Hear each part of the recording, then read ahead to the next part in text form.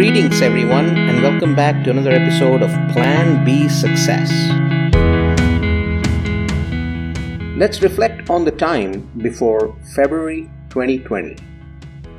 What was life like back then?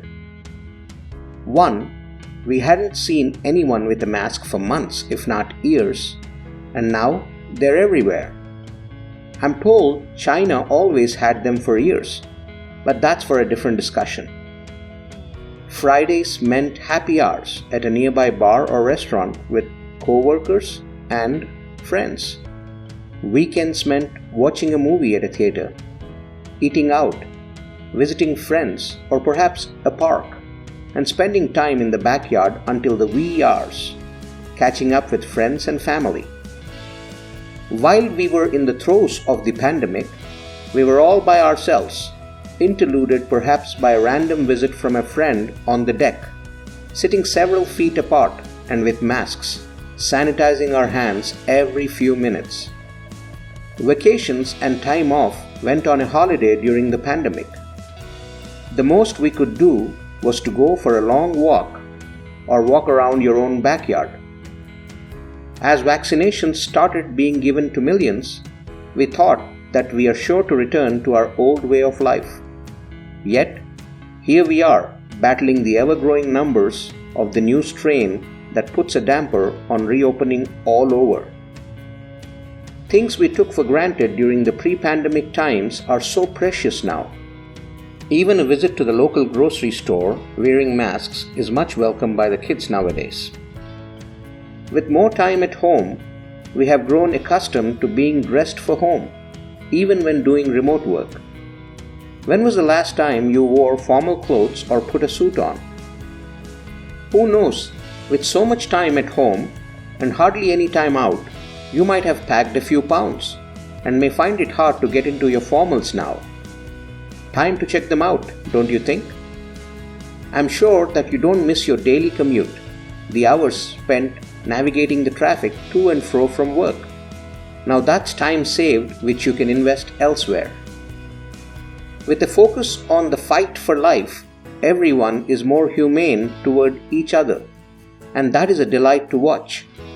With the news blaring about the ever-increasing economic gap, it's a blessing to see friends and family reach out to each other and also strangers to show support. However, it would be amiss to say that socializing is not much missed at all. Don't you miss meeting friends, partying, sharing laughs over a few drinks and good food? Although we made some feeble attempts at it during the pandemic through online video apps and in some cases socially distant backyard get-togethers, they were not the same. All the extracurricular activities also took a backseat. With no going out, in-person activities turned into remote sessions. But they were not the same. Imagine doing a dance or yoga class online versus with a room full of people. Imagine attending an engagement or wedding through the computer. Not the best, but we had to make do with them. With theaters closed, OTT was the only way to get your fill of audio-visual content. Not the same, but you had to improvise your home theaters to the best. Concerts and games at stadiums were long gone. The fever and fervor of such occasions are best experienced in person. Travel became almost non-existent during the pandemic days. The little that you did was to go for a spin in your vehicle without really stopping anywhere or meeting anyone. Even if you checked into a hotel, you were unsure of getting infected. Of course, short-term rentals were seen as a better option for that once-in-a-while outing. With all of us together in this, we learned to cooperate, share, and rely more on each other to combat and come out of it. That camaraderie is one thing I hope continues to evolve and make us better humans long after the pandemic. Hey, I hope you liked this episode.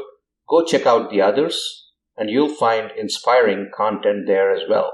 And do share and subscribe and make sure you spread the word. Thank you.